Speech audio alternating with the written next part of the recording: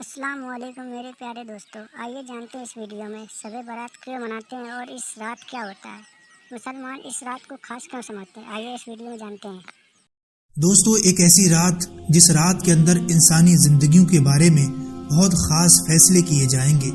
کون مرے گا اور کون جیے گا، اور کون اس دنیا میں ایک نئی زندگی کی شروعات کرے گا، اور کون اس دنیا کو چھوڑ کر اس دنیا کو الوداع کہے گا، کون غریب سے امیر بن جائے گا، اور کس کی زندگی کا برا وقت شروع ہونے والا ہے، اور کن لوگوں کے نام مردہ لوگوں کی لسٹ میں لکھ دیے جائیں گے۔ دوستو، آج کی اس خاص ویڈیو میں ہم آپ کو بتائیں گے کہ شب برات کی حقیقت کیا ہے، اس رات میں نامہ اعمال کیوں تبدیل ہوتے ہیں، اور اس رات میں انسانوں کے بارے میں کون کون سے اہم فیصلے کیے جاتے ہیں، اور خدا نخواستہ ہمارا نام بھی اگر مردہ لوگوں کی لسٹ میں لکھا جا چکا ہو تو ہمیں کیا کرنا چاہیے۔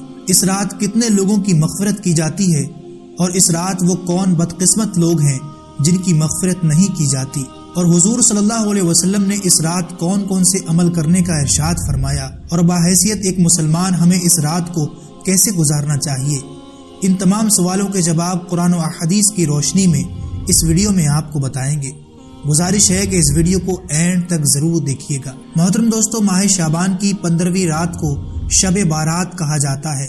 شب کے معنی رات اور بارات کے معنی بری ہونے کے ہیں، چونکہ اس رات مسلمان توبہ کر کے گناہوں سے الگ ہو جاتے ہیں، اور اللہ تعالیٰ کی رحمت سے بے شمار مسلمان جہنم سے نجات پا جاتے ہیں، اس لیے اس رات کو شب بارات کہتے ہیں۔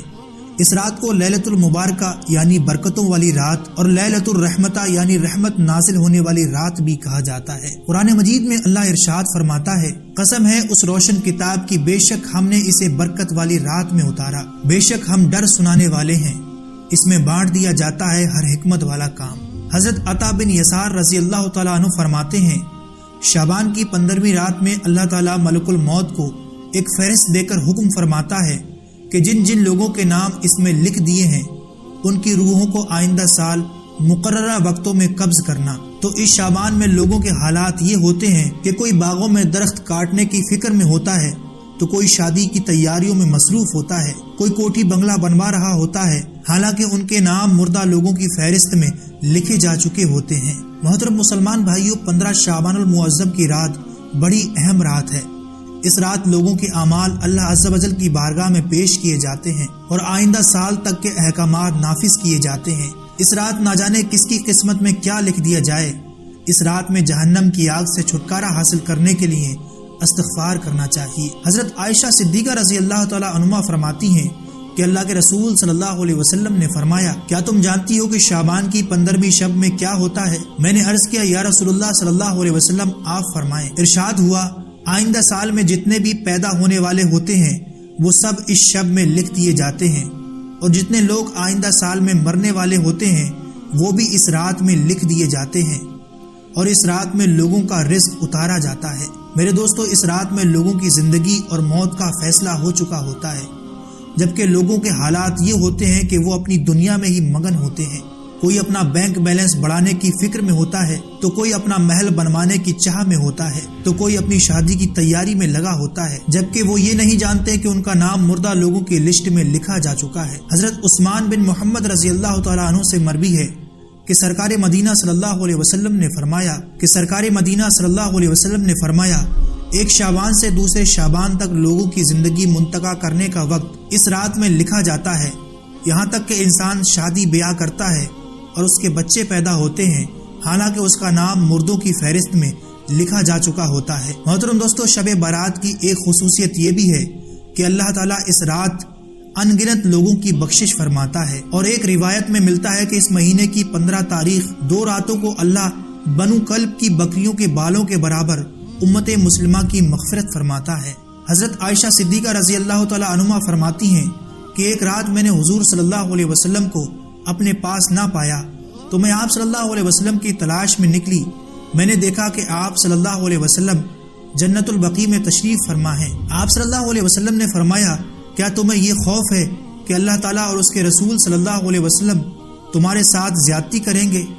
میں نے عرض کیا، یا رسول اللہ صلی اللہ علیہ وسلم، مجھے یہ خیال ہوا کہ شاید آپ صلی اللہ علیہ وسلم کسی دوسری اہلیہ کے پاس تشریف لے گئے ہیں۔ आका मौला सल्लल्लाहु अलैहि वसल्लम ने फरमाया, बेशक अल्लाह ताला शाबान की 15वीं शब आसमान और दुनिया पर अपनी शान के मुताबिक जलवागर होता है और कबीला बनु कल्ब की बकरियों के बालों से ज्यादा लोगों की मग़फ़िरत फरमाता है। हजरत अबू बकर सिद्दीक रज़ी अल्लाह तआला अन्हु से रिवायत है कि आका मौला सल्लल्लाहु अलैहि वसल्लम ने फरमाया, शाबान की 15वीं शब में अल्लाह ताला आसमान और दुनिया पर अपनी शान के मुताबिक जलवागर होता है और उस शब में हर किसी की मग़फ़िरत फरमाता है सिवाय मुशरिक और बुग़्ज़ रखने वाले के। एक और जगह अल्लाह के रसूल सल्लल्लाहु अलैहि वसल्लम ने इरशाद फरमाया, अल्लाह ताला शाबान की 15वीं शब में अपनी रहमत और करम से तमाम मखलूक की बख्शिश कर देता है सिवाय मुशरिक और कीना रखने वाले के। हजरत अब्दुल्ला बिन अमर बिन आस रज़ी अल्लाह तआला अन्हु फरमाते हैं कि अल्लाह के रसूल सल्लल्लाहु अलैहि वसल्लम ने फरमाया, शाबान की 15वीं रात में अल्लाह ताला अपनी रहमत से 2 शख्सों के सिवा सब मुसलमानों की मग़फ़िरत फरमाता है। एक वो शख्स जो कीना रखने वाला हो और दूसरा वो शख्स जिसने किसी बेकसूर का कत्ल किया हो। दोस्तों, ये ऐसी रात है जिसमें अल्लाह ताला मुसलमानों की मग़फ़िरत फरमाता है और हमारी दुआओं को कबूल करता है। जैसा कि उस्मान रज़ी अल्लाह तआला अन्हु रिवायत करते हैं, हुज़ूर सल्लल्लाहु अलैहि वसल्लम ने इरशाद फरमाया कि जब शाबान की 15वीं रात आती है तो अल्लाह ताला की तरफ से ये ऐलान होता है कि है कोई मग़फ़िरत तलब करने वाला कि मैं उसके गुनाह बख्श दूं, है कोई मुझसे माफ़ी मांगने वाला कि मैं उसको अता कर दूं। उस वक्त अल्लाह ताला से जो भी मांगा जाए वो मिलता है, वो सबकी दुआ कबूल फरमाता है सिवाय बदकार औरत और मुशरिक के। हजरत अली रज़ी अल्लाह तआला अन्हु से रिवायत है कि रसूल अकरम सल्लल्लाहु अलैहि वसल्लम ने इरशाद फरमाया, जब शाबान की 15वीं शब हो तो उसमें क़याम करो यानी नवाफिल पढ़ो और 2 दिन रोजा रखो। एक और जगह रसूलुल्लाह सल्लल्लाहु अलैहि वसल्लम ने इरशाद फरमाया कि शाबान, रजब और रमजान के दरमियान एक महीना है, लोग इसकी शान से गाफिल हैं।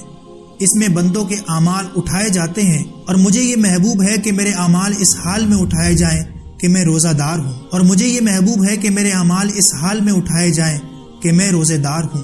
और रिवायत में आता है कि माह रमजान के अलावा हुजूर सल्लल्लाहु अलैहि वसल्लम शाबानुल मुअज़्ज़म में सबसे ज्यादा रोजे रखा करते और अल्लाह ताला की इबादत के लिए तैयार हो जाते। हुजूर सल्लल्लाहु अलैहि वसल्लम ने इरशाद फरमाया कि शाबान मेरा महीना है और रमजान अल्लाह ताला का महीना है। लेकिन दोस्तों, अफसोस कि आज के इस दौर में कुछ मुसलमान सिर्फ खेल तमाशा करते हैं और रात भर फजूल बातों को लेकर घूमते रहते हैं। ये शरीयतन सख्त गुनाह है। जिस रात में हमें मग़फ़िरत मांगनी चाहिए उस रात में आज के मुसलमान फजूल खर्ची और खेल तमाशों में गुजार देते हैं। अल्लाह ताला को राजी करने के बजाय उल्टा इन गुनाहों में डूबकर अल्लाह ताला को नाराज कर बैठते हैं। दुआ है कि अल्लाह ताला इस मुक़द्दस रात में हम सबको ज्यादा से ज्यादा अमल करने की तौफीक अता फरमाए और हमेशा के लिए अपने गुनाहों से तौबा करनी चाहिए। क्या पता हमारा नाम भी मरने वालों की लिस्ट में लिखा जा चुका हो। उम्मीद करते हैं ये इन्फॉर्मेशन भरा वीडियो आपको पसंद आया होगा। इसे लाइक और अपने दोस्तों को जरूर शेयर करें। ये इन्फॉर्मेशन कैसी लगी कमेंट बॉक्स में जरूर